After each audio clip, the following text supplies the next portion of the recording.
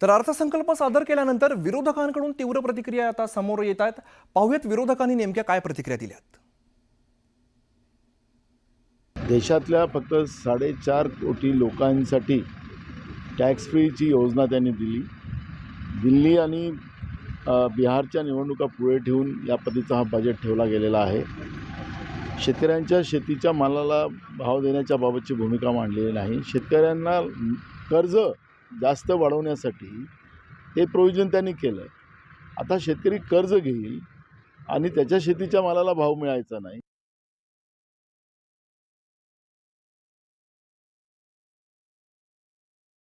अर्थव्यवस्था वृद्धि का दर गिर रहा है, निजी निवेश का दर गिर रहा है, खपत बढ़ नहीं रही है, मजदूर तंग है क्योंकि जो मजदूरी दर है वही स्तर पर है जो पिछले 10 साल से चला आ रहा है। तो यही है ना। और जीएसटी में तो बिल्कुल सुधार नहीं हुआ है, बोझ बन गया है हमारे अर्थव्यवस्था पर।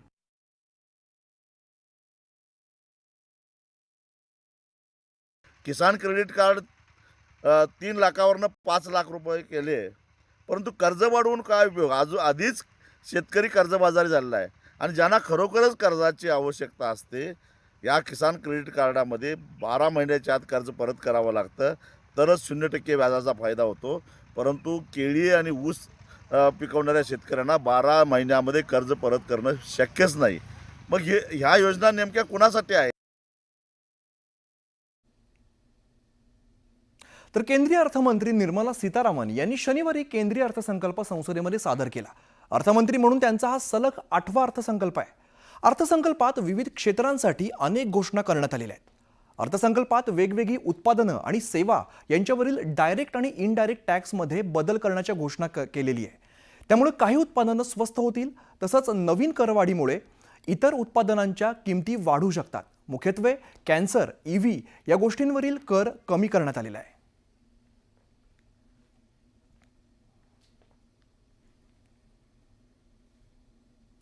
तर आजच्या अर्थसंकल्पामध्ये नेमकं काय स्वस्त झालं आणि काय महाग झालंय आपण ग्राफिक्सच्या माध्यमातून समजून घेऊया। तर आपण बघतोय मोबाईल हे स्वस्त झालेले आहेत। आपल्या रोजच्या वापरातल्या या वस्तू आहेत, मोबाईल स्वस्त झालेला आहे। तसंच इलेक्ट्रिक वाहनं ही सुद्धा स्वस्त झालेली आहेत। तसंच टीव्हीचे पार्ट्स हे स्वस्त झालेले आहेत। स्पेअर पार्ट्स जे आहेत टीव्हीचे ते स्वस्त झालेत। तसंच औषधं सुद्धा स्वस्त झालेली आहेत। आपण काय स्वस्त झालं हे सध्या पाहतोय। यामध्ये चामड्याच्या वस्तू सुद्धा आता स्वस्त झालेल्या आहेत। तर आता नेमकं महाग काय झालंय, आपल्या खिशावरती केव्हा ताण पडणार ते आपण समजून घेऊया। तर आपण बघतोय घरं महाग होणार आहेत। अतिशय महत्त्वाचा हा मुद्दा म्हणावा लागेल। त्याचप्रमाणे स्मार्ट टीव्ही सुद्धा महाग होणार आहे। कपडे सुद्धा महाग होणार आहेत। आपण काय महाग होणार या वस्तू सध्या बघतोय।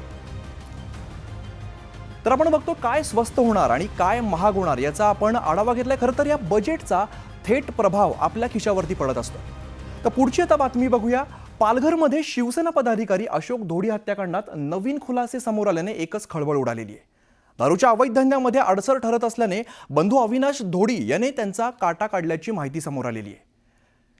या हत्याकांडाचं प्लॅनिंग महिन्याभरापासून सुरू होतं। यासाठी आरोपींनी गुजरातकडे जाणारे 8 रस्ते आणि बंद दगडखाणींची रेकी केलेली होती। हत्येच्या दिवशी पालघर रेल्वे स्टेशनजवळ उभ्या अशोक धोडींच्या कारला GPS ट्रॅकर सुद्धा लावण्यात आलेला होता। त्यानंतर अशोक धोडी घराकडे जात असताना बोरीगाव घाटामध्ये टेम्पोने अशोक धोडींची कार ही अडवण्यात आली।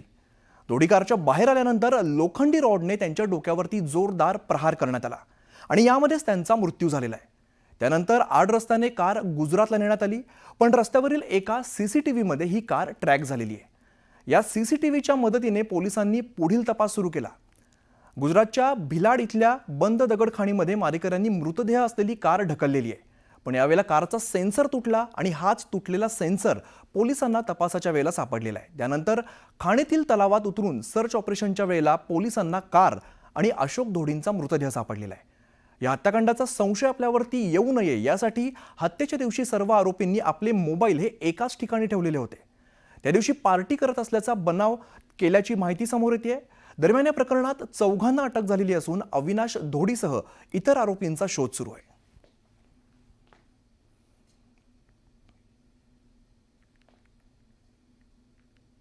फाशीची सजा मिळावी.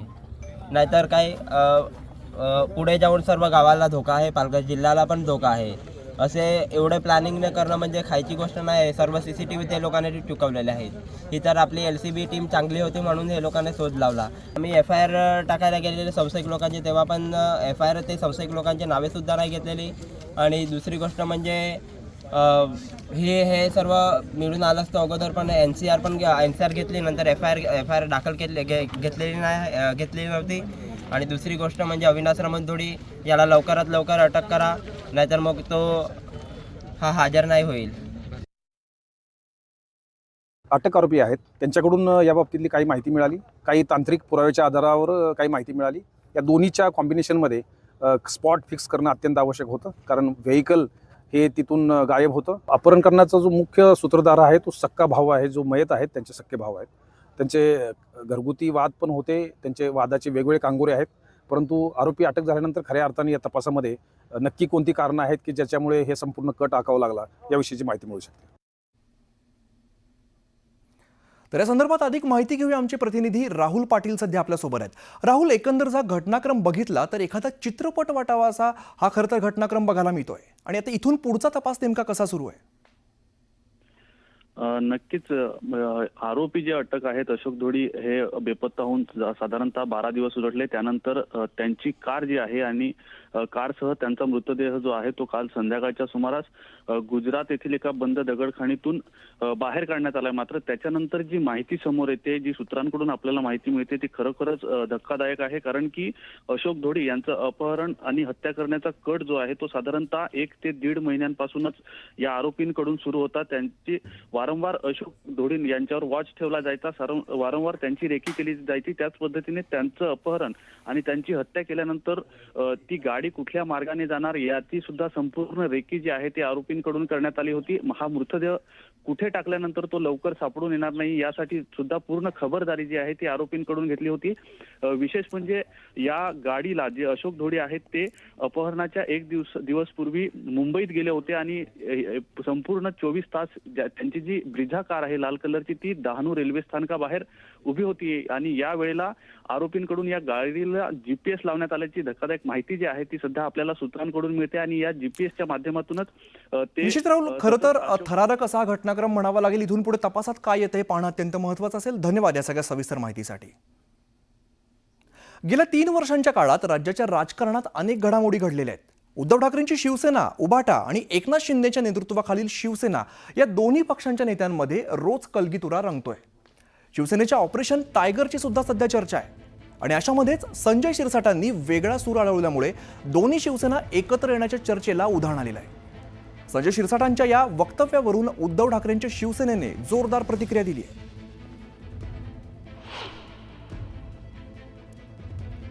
तर 2 शिवसेना झाल्या याचं दुःख